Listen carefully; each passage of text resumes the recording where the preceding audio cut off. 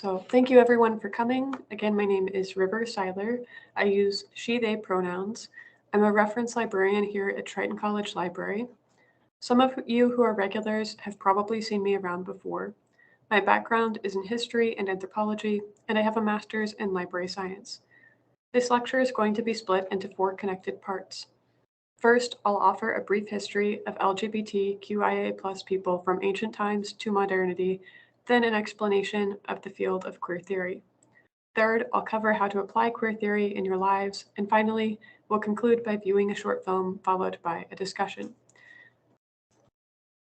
Throughout the lecture, I'll be using queer and LGBTQIA+ interchangeably.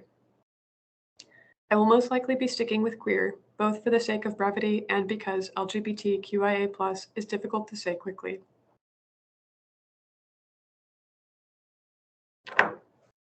Queer people have existed throughout history. We have always been a part of the human population, and in point of fact, have always been a part of the animal kingdom in general.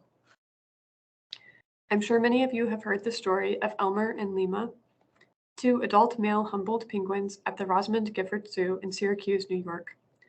The 2 became a couple after conducting mating rituals towards each other in the fall of 2021, and this spring became first-time dads to a chick after zookeepers gave the penguin parents an egg for them to hatch. Some of you may also have heard of Mama Riri, a lioness on the plains of the Okavango Delta in Botswana, who was found to have characteristics of both male and female lions. She developed a mane and a deeper roar. Discovered in 2012, she's not alone in these adaptations. At least 5 other lions in the region have similar adaptations. While the penguins might not describe themselves as gay if we could ask them, and Mama Riri is probably more concerned with her hunting than her gender identity, it's also important to understand that as we look back at human history, the language and culture of queerness has changed. Alexander the Great is a figure from the ancient world who many of you have likely heard of. He was considered in his day and by modern historians to have relationships with men which were most likely romantic and almost certainly sexual. However, if we were to ask Alexander about his sexuality, he wouldn't use modern language like gay, bisexual, queer, or straight to describe himself. One reason historians have trouble attributing queerness to historical figures is due to this language barrier. Another reason for this difficulty is that fields that today study queer culture, such as anthropology, sociology, and psychology, have historically been the fields of straight, white, and often rich men. Being largely Eurocentric fields, the expert tended to stick with what they knew, which was people who looked and acted as they did. As a result, understanding queerness in the context of ancient history, and especially non-European ancient history, was not a priority. In spite of this, we know from a wide variety of sources of many cultures around the world who had queer people living and thriving in them. Some of these included in these illustrations here are, of course, Alexander the Great and his lover Hephaestion, top left picture, although some of you may recognize him better from the 2004 Oliver Stone film, Alexander.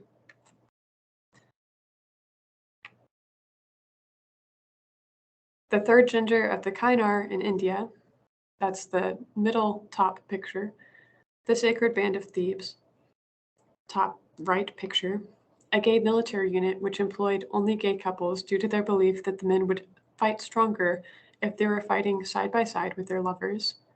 Hadrian and Antonius, that's the figure with the blue background on the bottom.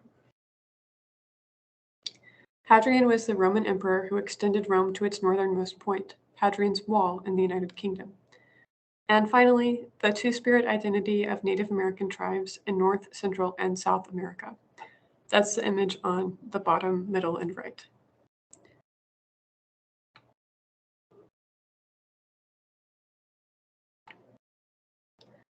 Today, queer people still live all over the world in a wide variety of cultures and places. This is a short list of international LGBTQ+ rights leaders from everywhere from Brazil and Cameroon to Mexico and the Philippines. It's important to recognize that queer people have different needs around the world. In some places, like much of the United States, queer people are able to openly be out about their sexual orientation or gender identity, while in other places, queer people are prosecuted, jailed, or murdered. LGBTQ rights leaders fight these discriminatory laws and practices in an effort to make the world safer for queer people. In The Post-Colonial Problem for Global Gay Rights, Stuart Chang argues that colonization is, quote, a crucial element of national subjectivity, unquote, that needs to be considered when, quote, advocating for gay rights in non-Western countries with colonial histories, unquote. What he is essentially saying is that Western countries like the United States can't look at formerly colonized countries and understand the roots of the issue, let alone how to solve it. When advocating for LGBTQ rights internationally, it's important for those of us in the West to take a step back and hold up the voices of the activists and LGBTQ rights groups who are already self-advocating.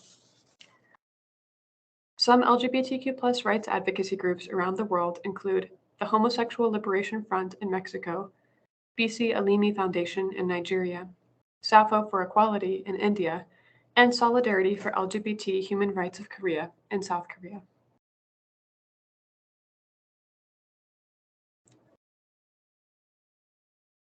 In the United States, we also have a large number of LGBTQ rights leaders. Some that you may have heard of include Bayard Rustin, who was also an important part of the civil rights movement and worked closely with Martin Luther King Jr., Harvey Milk, an openly gay progressive politician from California, and writers such as Judith Butler and Audre Lorde, who were openly gay and wrote extensively about LGBTQ lives and issues. LGBTQ activism in the United States is older than you might think.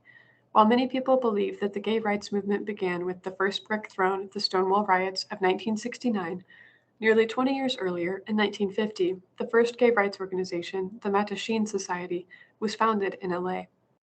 And in 1962, Illinois became the first state to decriminalize gay sex. Stonewall was able to happen because of the work that queer people, especially Black and brown trans women, did in advocating for their rights and the rights of all queer people. Today, there are LGBTQ rights groups that concentrate on a wide variety of issues, from legal issues to professional and workplace discrimination, to groups that educate allies on LGBTQ identities and issues. In addition to queer activism and history, there is also queer academia. The field of LGBTQ studies is also known as women and gender studies, and queer theory. Like LGBTQ people themselves, queer theorists come from a variety of cultural backgrounds. The cultural context of these theorists is important in understanding the issues they write about. In simple terms, queer theory is both theory and political action. Queer theorists explore social norms, especially those related to gender and sexuality, and their oppressive nature for those who cannot live according to those norms. Like all theorists, queer theorists seek to explore the why behind queer lives, identities, and culture. Some key works in queer theory include Michael Foucault's The History of Sexuality and Judith Butler's Gender Trouble. Both of these are notoriously difficult to understand, and I recommend reading queer theory with a group of, or at least with a friend, since discussing theory always helps to provide clarity. Robert McGruer's Crip Theory, Cultural Science of Queerness and Disability, focuses on the intersectionality of disability and queerness. I especially want to highlight the work of Cathy J. Cohen, the David and Mary Winton Green Distinguished Service Professor at the University of Chicago. Her work looks at the intersection of queerness and race, class, and medicine. Her work is incredibly important, and it's awesome to have her right here in the city of Chicago. You can follow her on Twitter at Cathy J. Cohen and check out her published works through the library. Reading queer theory is part of becoming an ally to the queer people in your life. Applying queer theory is the next step. This graphic is from reachout.com, an Australian LGBTQ rights advocacy organization. When talking about how to be an ally, many people aren't sure where to start, so here are some good first steps. Be visible. You can start with something simple, like introducing yourself with your pronouns. Support the community. When LGBTQ events happen, offer your support. This might mean anything from attending a political march to donating cold weather gear to an LGBTQ shelter. Learn about issues. Listen to what LGBTQ people are saying about the issues they face. You could read theory, follow LGBTQ people on social media, and or create news alerts for LGBTQ issues. Let people speak for themselves. Even when you're super well informed, as an ally, it's important to recognize that LGBTQ people's experiences are not your own. Sometimes it's okay to step back and let someone else speak on an issue. Take care of people in your life who need support. Being a supportive friend could be as simple as inviting your friend to get a meal together or join a group activity with you, or even just being a listening ear. Show that you care. Encourage your family and friends to be allies. These conversations can be difficult, so only do so if you feel safe and comfortable, but you might find that you know more allies and more LGBTQ people than you thought.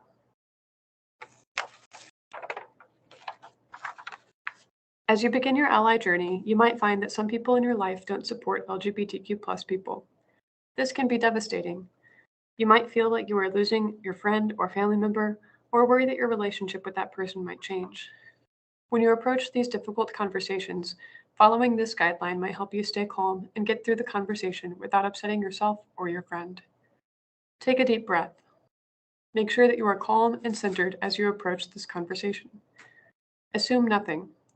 Your friend may have said what they did out of ignorance or as a joke, not intending to harm. Pick the right time and place. Just because your friend made the comment in line at the grocery store doesn't mean that that's the right place to talk to them about it. Go somewhere with some privacy where you're both comfortable before bringing up their comment.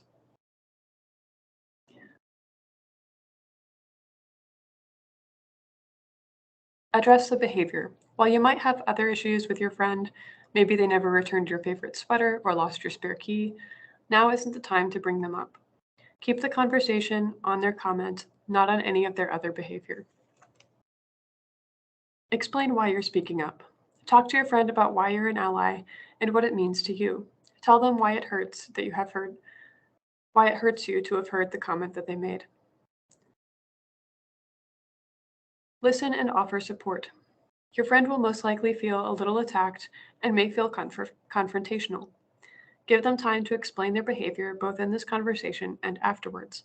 Listening and offering support sets up the opportunity for future conversations that may go much better. Say thank you.